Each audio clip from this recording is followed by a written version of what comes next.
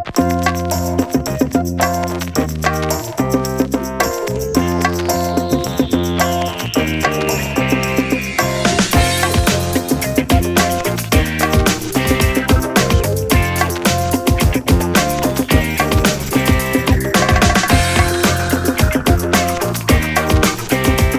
everyone, Isaiah Real, financial advisor with Laguna Wealth Advisors. Welcome to Real Sense Retirement, my second episode.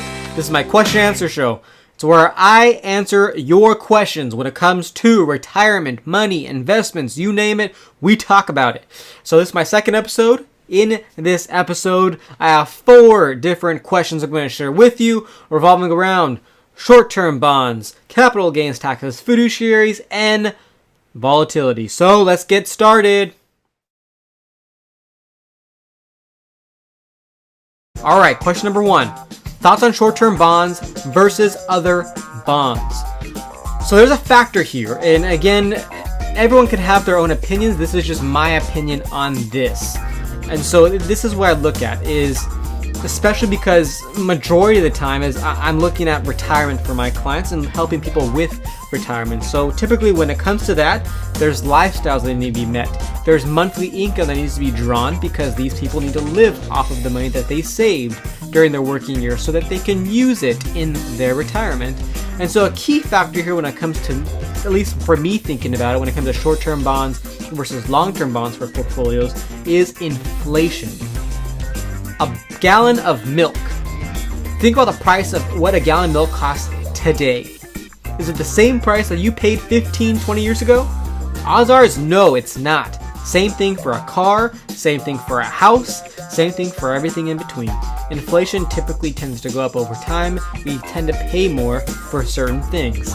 I like those birthday cards you get when people are born. It tells you the price of a gallon of oil or a price of a car or something like that. That's inflation. And so that's what I think about when I think about short-term bonds versus long-term bonds. So the reason why I personally like short-term bonds for my clients, and in fact, right now, using short-term bonds, we're using a little bit of high yield and mostly certificates of deposits, CDs for clients when it comes to their fixed income portion. Short-term bonds I like because they typically, at the most, their maturity is in 3 years. So you can hold it for a 3-year period of time and then it gets matured. That's a short-term window when it comes to bonds. And so you're able to get your money out quicker. You're able to receive your money back from your bond at a lot quicker pace versus a long-term bond. Let's say a 20, 25, 30-year bond. So let me give an example. A 30-year bond.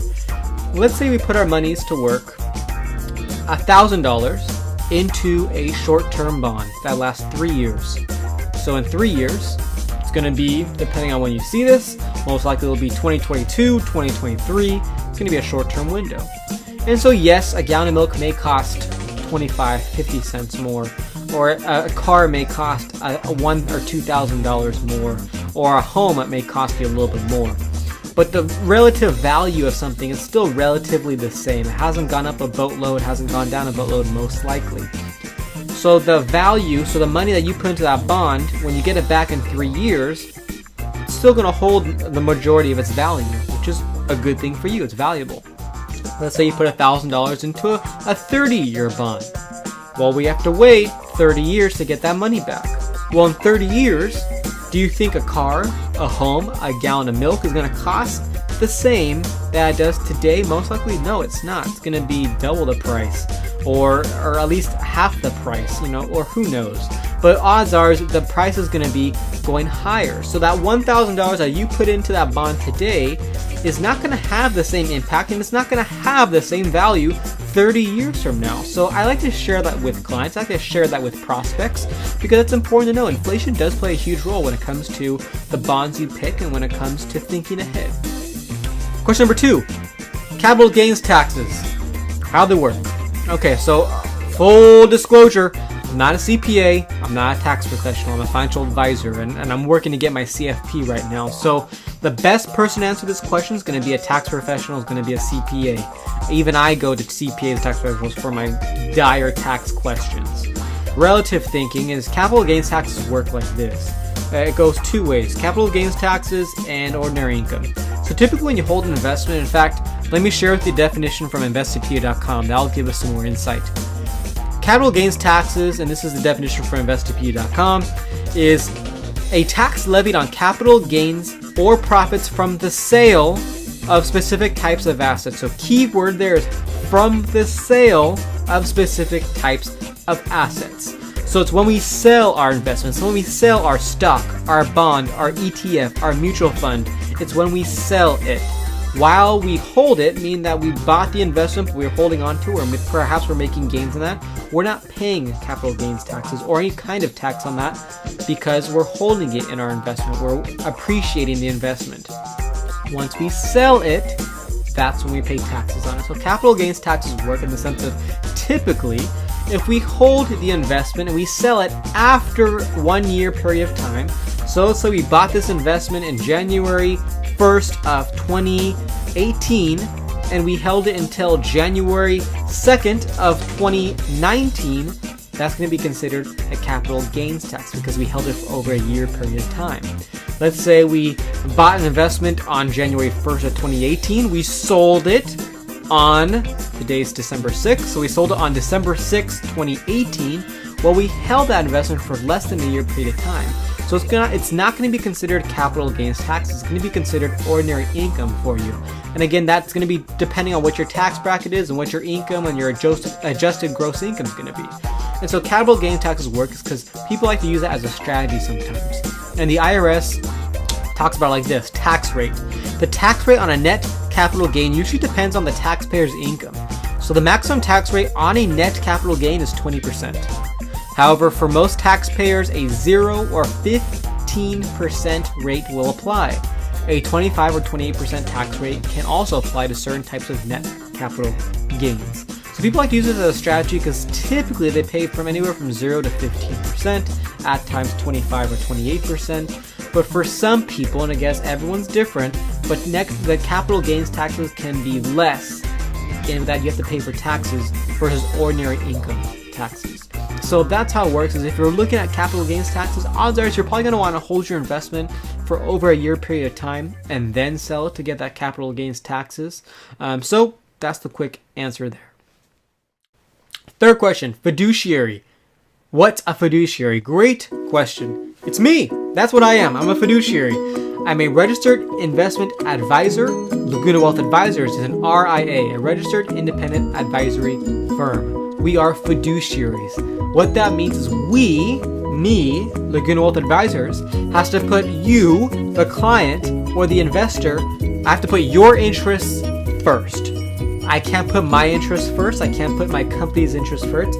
The only people that I can put my interests first is you. I'm also making sure the strategy that you use for your clients is in their best interest. The investments you're using for your clients are in their best interests. Everything that revolves around the client and the portfolio and the way in which you handle their investments and their money. Question number 4, volatility.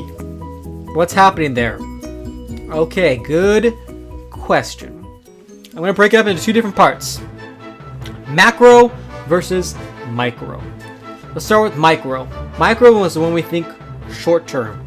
So let me start with this. I'm going to put this screen on the I'm going to put this screen on the screen for you. Well, that's weird. I put the screen on the screen for you. I bought an SBBI, stocks, bonds, bills, inflation from 1994 to 2013. What do you see? Take a look. Yeah, I'll give you a second. Take a look at this little graph here. What do you see? Ups, downs, ups, downs, ups, downs, ups, downs, ups, downs, all the way up. But overall, as you see the market going in the upward direction, but there's a lot of ups and downs. That's the volatility. That's what we're seeing right now a little bit. People a little bit scared, taking a step back because, hey, we're seeing a lot of ups and downs and ups and downs and ups and downs and ups and downs in the markets. This graph looks eerily similar to what's happening right now. And so when we think micro picture, we think short term, yes, we're going to see a heck of a lot more volatility because that's what the markets do. That's what they do. There's supply and demand, right? When there's more demand for something, the prices go up. When there's a lot more supply, hey, the prices go down. And so that's part of the markets. That's how the markets work. So when we think micro picture, yes, we're going to see a lot more volatility in the markets. Absolutely. So it's important to make sure that you have a strategy in place, an investment strategy in place for the ups and the downs, and you stick with it. Because that strategy over the long term is most likely and hopefully it's going to provide you positive results for yourself. So macro picture, we're going to see a heck of a lot of volatility. Absolutely. But the trend's going to be going upward, hopefully and most likely. But yes, we're going to see a lot of volatility. We're going to see a lot of ups and downs when we think of micro term. Let me put this screen on the page. Let me give you a second to look at it. This is macro, other side of the spectrum. Macro thinking, big picture thinking. So let me give you a second to look at this screen. What do you see? Yes, you see ups and downs. And this is from 1926 to 2016. What do you see? The market's moving in the upward direction. Yes, you see ups and downs, but this graph looks a lot more cleaner than the one before it. And so what I mean and what I'm trying to share with you in this question is this, is when we think micro picture, so short term, yes, we're going to see volatility. Yes, we're going to see ups and downs in the markets. It can be a little bit of a doozy. I completely understand.